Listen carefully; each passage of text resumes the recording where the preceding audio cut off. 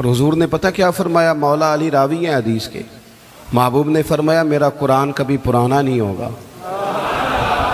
اسے جب بھی پڑھو گے نا، جتنی دفعہ بھی پڑھو گے نا، جس رنگ میں بھی پڑھو گے نا، جس ٹائم بھی پڑھو گے نا، تمہیں نئی تازگی عطا کرے گا۔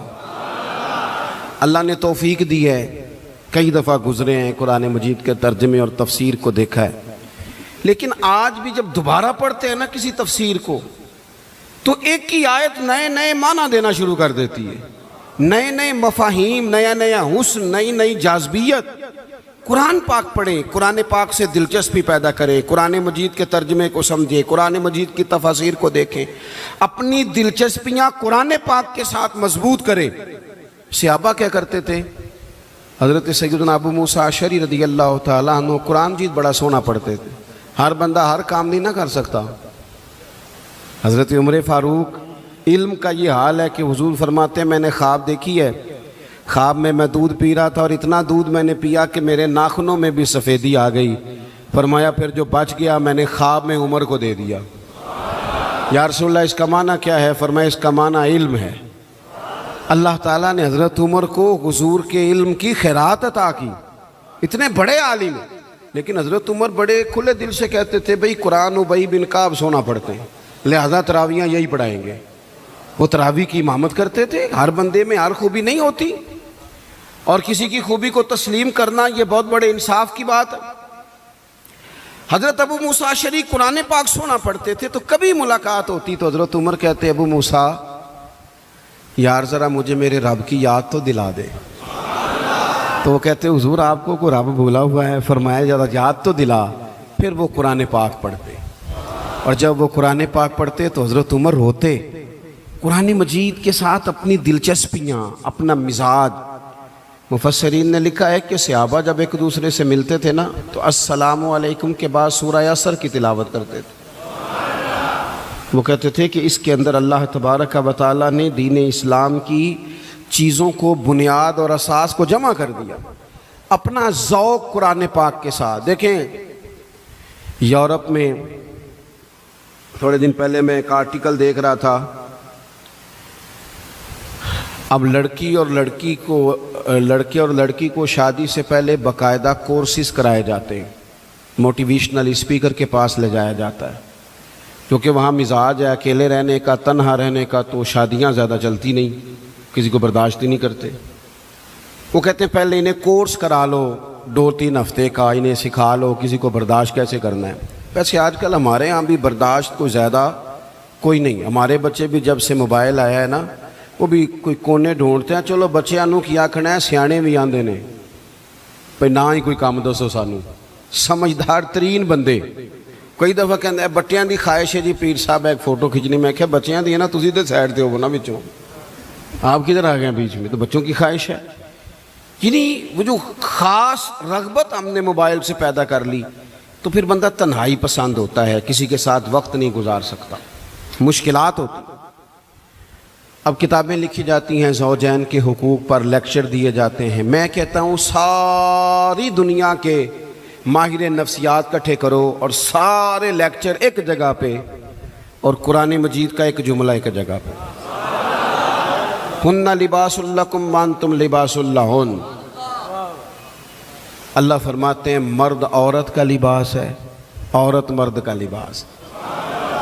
یہ آپ لے لیں، آپ نکال لیں، جتنے لوگ بھی ہیومن رائٹس پہ بات کرتے ہیں، جتنے لوگ بھی آپ کو زوجین کے مسائل سکھاتے ہیں، جتنے بھی، یہ ایک جملہ کہ مرد عورت کا لباس ہے، عورت، اس سے بڑی بات مل نہیں سکتی آپ کو۔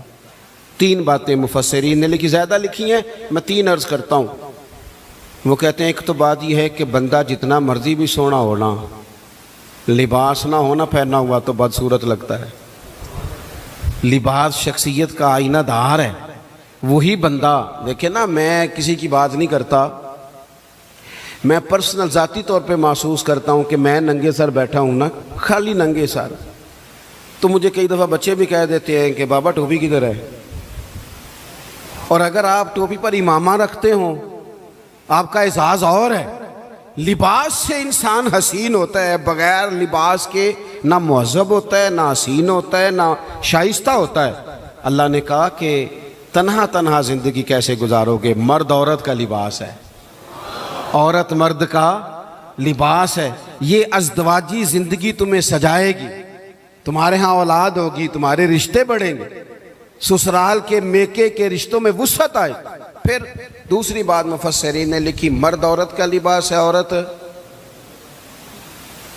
آپ کو سردیوں میں بھی لباس کی ضرورت ہوتی ہے اور گرمیوں میں بھی لباس کی ضرورت ہوتی ہے، یعنی اگر آپ شدید گرمی میں بھی باہر نکلیں گے تو کوئی آپ سے کہے گا او کپڑا رکھ لے وہی سیرتے، اس کا مطلب ہے لباس گرمی سے بھی بچاتا ہے اور سردی میں تو پھر ضرورت ہے ہی۔ تو یہ جو میاں بیوی ہوتے ہیں نا، یہ بھی ایک دوسرے کو دکھوں سکھوں سے بچاتے ہیں، یہ بھی گہرائی میں آپ اتر کے دیکھیں تو یہ ڈھارس بندھاتے ہیں، ایک دوسرے کے لیے یہ آسانی کا باعث بنتے ہیں۔ اور تیسری بات، جسم کے اوپر جتنے بھی داغ دھبے ہوں نا، لباس سے چھپ جاتے ہیں، سارے عیب لباس چھپا دیتا ہے۔ میرے رب نے کہا عورت تیرا لباس ہے، تو عورت کا لباس ہے، وہ تیرے پردے رکھ لے گی تو اس کے پردے رکھ لینا، چھپ جائیں گے۔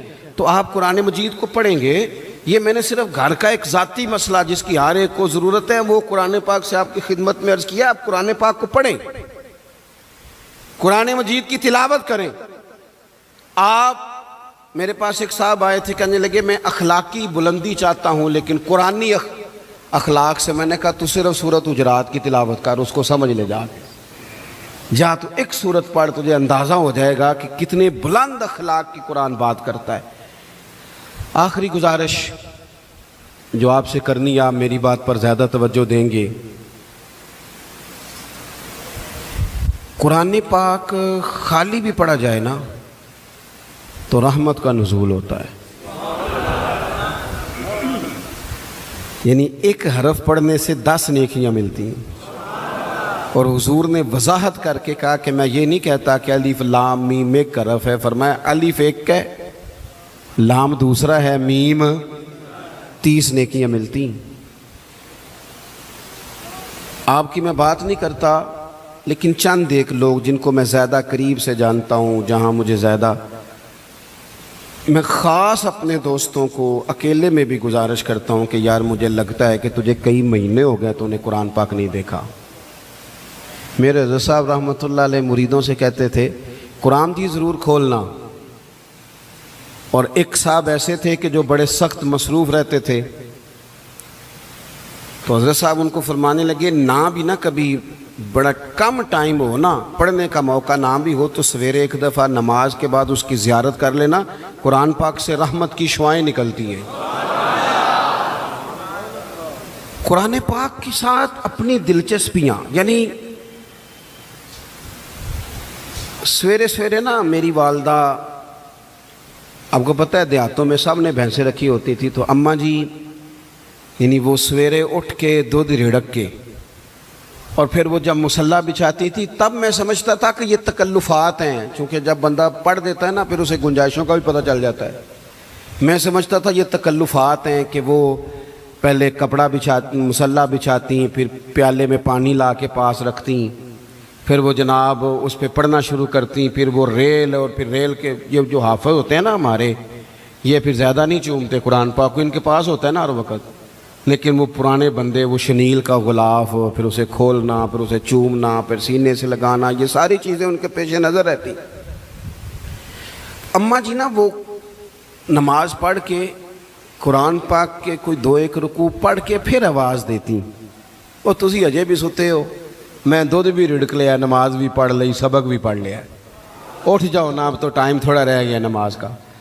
یہ آپ یقین کریں، میرے سے بزرگ ناراض نہ ہو جائیں، لیکن بچوں کو نماز کی تقریر نہ سناؤ کہ پتر نماز پڑھنی چاہیے، نہ تقریر نہ سناؤ، تقریریں باہر چلتی ہیں، گھر میں نہیں چلتی، گھر میں عمل چلتا ہے۔ بچوں کے سامنے نماز پڑھو، بچوں کے سامنے قرآن پاک پڑھو، اپنی اولاد کو عادی کرو کتاب و سنت کا۔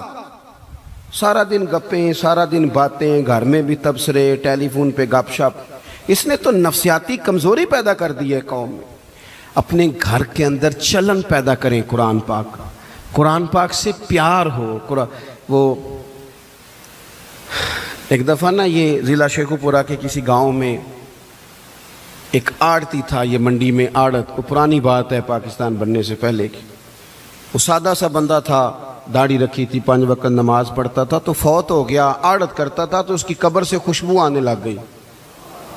تے کدی کسی پیر دی قبر چوندی تو پھر کوئی منڈیاں نے وٹت کرنی سی پیراں دیاں نے، پھر تو کمال ہو جانا تھا۔ اللہ خیر فرمائے، اللہ ماشاءاللہ، پھر کوئی کہانی کوئی کرامت ادھر ادھر سے جوڑ جاڑ کے بھی لوگ بنا لیتے ہیں۔ لیکن وہ سادہ آدمی تھا، قبر سے خوشبو آنے لگ گئی، شور پڑ گیا، لوگ جمع ہو گئے۔ بندے نا آہستہ آہستہ وہ عدت ختم ہوئی تو اس کی خاتون سے کہنے لگے کہ مثلاً وہ انگوٹھا چھاپ بندہ تھا، سائن بھی نہیں کرنے آتے، قبر سے خوشبو، آخر کوئی تو عمل ہوگا۔ کہنے لگی اسے نا قرآن پاک سے بڑا پیار تھا، پڑھا ہوا نہیں تھا تو ہر روز وضو کر کے نا دن میں 2 وقت قرآن پاک کھولتا اور پھر اس پہ لائنوں پہ انگلیاں رکھ رکھ کے چلاتا، رو کے کہتا مالکا غلطی ہو گئی ہے، میں نے پڑھنا چاہیے سی۔ اللہ تو جو بھی آکھے ہے سچی آکھے ہے، تیرا کلام بڑا سچا ہے، مالک تو بڑا کریم ہے، تو میرے واسطے خیر دیاں گلاں کیتی۔ کہتے ہیں وہ قرآن پاک سے بڑا پیار کرتا تھا، بیماری تندرستی سفر حاضر قرآن سے بڑا پیار کیا۔ لوگ سمجھ گئے یہی تو وجہ ہے کہ قبر کی مٹی سے بھی خوشبو آ رہی ہے۔ اچھا، میں بعض جگہوں پہ مجھے زندگی میں ایسے بھی تجربات ہوئے کہ یار یہ اللہ کی کتاب ہے۔ میں جہاز میں بیٹھا تھا تو موبائل پہ میں نے قرآن شریف کھول لیا، میں نے کہا چلو اتنی دیر کی فلائٹ ہے کچھ پڑھتے ہیں۔ تو ایک میرے دل میں بدگمانی آئی، کبھی کبھی پگڑی دالی والا بندہ میری طرح اللہ معاف کرے سمجھ لیتا ہے نا نیک بھی میں ہی ہوں، یہ بھی کبھی کبھی بدگمانی آ جاتی ہے۔ تو میں وہ تلاوت کر رہا تھا تو میرے دل میں خیال آیا یار دیکھو سارے لوگ کانوں میں ٹوٹیاں لگائی ہیں، گپیں لگا رہے ہیں، قرآن پاک پڑھ لینا چاہیے تھا۔ تو ایک نوجوان اس نے نا بال پیچھے یہاں ربڑ ڈالی ہوئی عورتوں کی طرح، پینٹ شرٹ بڑی ڈاڑھی اور بڑا جدید فیشن کا اس کا سٹائل۔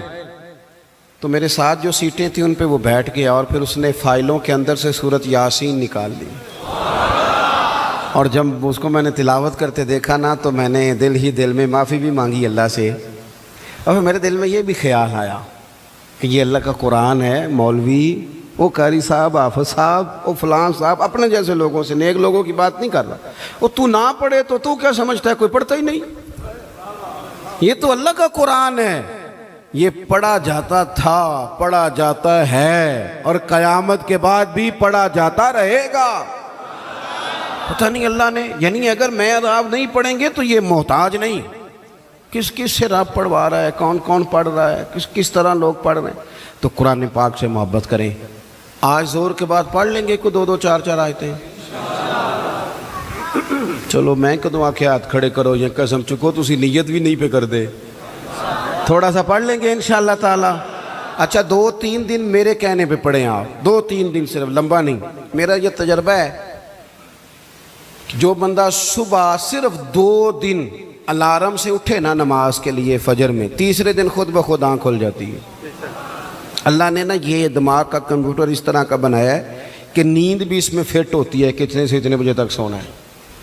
تو اگر آپ فٹ کر لیں گے نا کہ میں نے نماز میں اٹھنا ہے پھر تلاوت کرنی ہے تو انشاءاللہ تعالی آپ کی آنکھ کھلا کرے گی۔